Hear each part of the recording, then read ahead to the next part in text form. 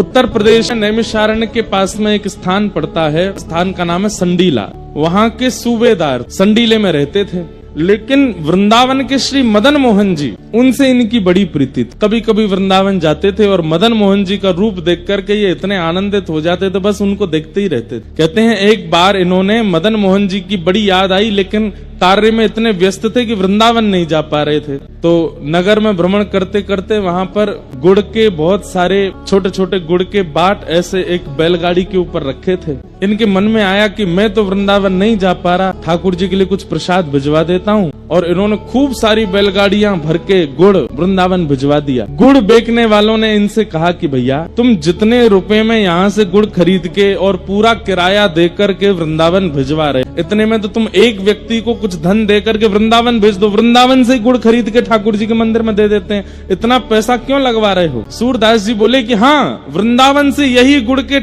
अगर सामग्री में वृंदावन से खरीद के भिजवाऊं, मेरे 10 रुपया लगेंगे बस, लेकिन मैं संडीले से भेजूंगा, बैलगाड़ी में रख करके भेजूंगा, यहाँ से लोग चल करके जाएंगे, 2-3 दिन का मार्ग, बैलगाड़ियां धीरे धीरे चल के 3-4 दिन में पहुंचेंगी, तो श्री मदन मोहन जी को पता तो चलेगा, वहां तो बहुत लोग हैं गुड़ देने वाले, लेकिन जब संडीले से गुड़ जाएगा तो श्री मदन मोहन जी को पता तो चलेगा कि मेरा कोई प्रेमी है, उसने भेजा है मेरे लिए, वो स्वीकार करेंगे। और वही हुआ। 3 दिन बाद वो गुड़, और रात्रि का समय था जब गुड़ पहुंचे, श्री मदन मोहन जी का शयन हो चुका था, रात्रि के 12-1 बज रहे थे। मदन मोहन जी तो विचलित हो गए, श्री जी से बोले अरे सुनो, सुगंधी ना आई का? बोले काय की? बोले गुड़ की। गुड़ तो घनेरो पड़ो है रसोई घर में, रोज ही आती रहे। अरे रसोई घर वाली नहीं, बाहर ते आ रही है सुगंधी। श्री जी बोली हाँ आ तो रही है। बोले सूरज ध्वज ने भिजवाए संडी लेते? बोले तो मालपुआ खावे को मन कर रो है। श्री जी बोली रात के 12-1 बज रहे हैं, शयन कर लो। ना मैं तो अब ही खाऊंगा। तो बोले पुजारी जी को जाके स्वप्न दे दो। सोई ठाकुर जी पुजारी जी के स्वप्न में प्रकट हो गए।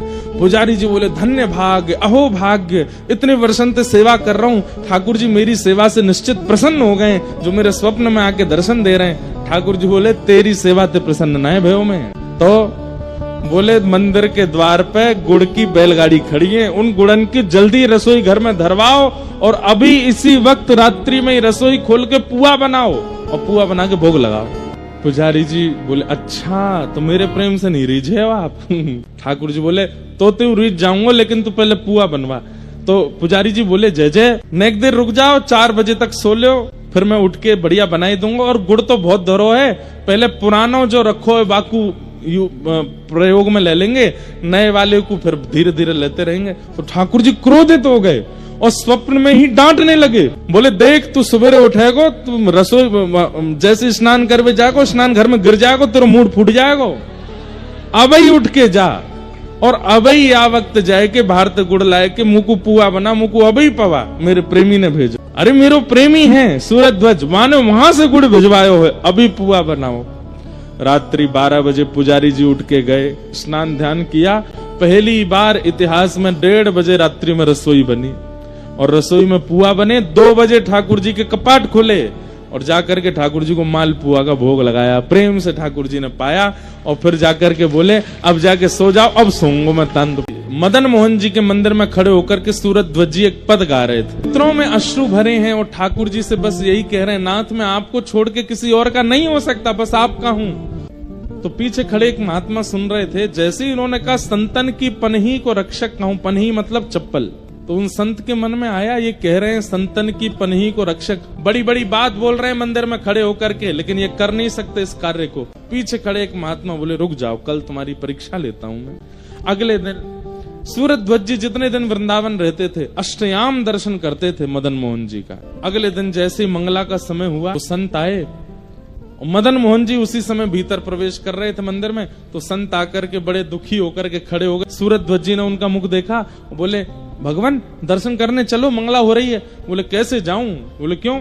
इतनी महंगी मेरी पादुका कल कोई चुरा ले गया था, परसों नहीं पहनी, उस दिन भी कोई चुरा ले गया, रोज मेरी पादुका कोई ले जाता, अब मैं सोच रहा हूं कि पादुका उतार के कैसे जाऊं भीतर।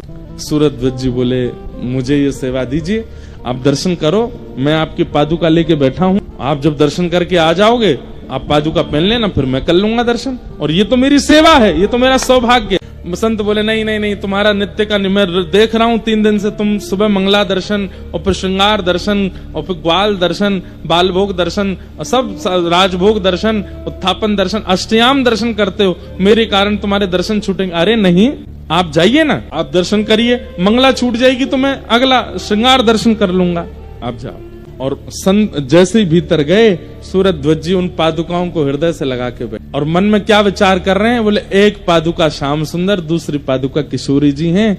आज तक तो ठाकुर जी दूर से दिखते थे, लेकिन आज मेरे हृदय से लग गए हैं, और लेख करके बस रोने लगे। वो संत भीतर गए, वो मंगला के दर्शन करके भीतर ही खड़े रहे, बाहर आए ही नहीं। घंटा 1.5 घंटा बाद श्रृंगार का दर्शन खुल गया, संत बाहर आए ही नहीं, भीतर ही बैठ गए।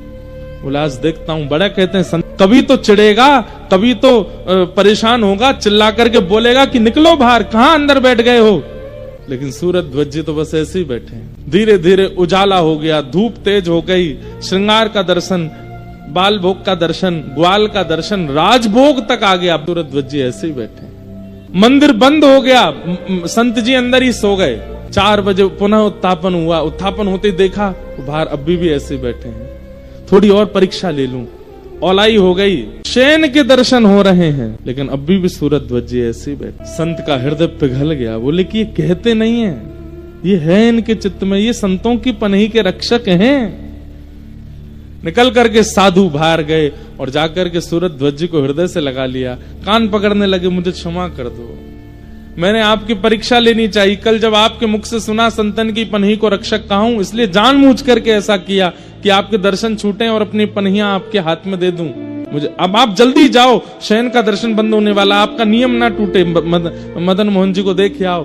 तो सूरज ध्वज जी के नेत्र सजल हो गए, बोले मैं सुबह से दर्शन ही कर रहा हूं, हे नाथ, आपने आज मुझ पर इतनी बड़ी कृपा की कि मेरे वर्षों की मदन मोहन जी के दर्शन का फल आज मुझे प्राप्त हुआ। प्रिया प्रियतम दोनों मुझे निकुंज में लेकर के गए थे, नेत्र बंद करके मेरा शरीर यहाँ बैठा था, पर मैं प्रिया प्रियतम के साथ विहार कर रहा था। हे नाथ, आपकी चरण की पनैया के इतने बड़े सौभाग्य की मेरे को प्राप्त होती आज अष्टयाम का दर्शन हो गया।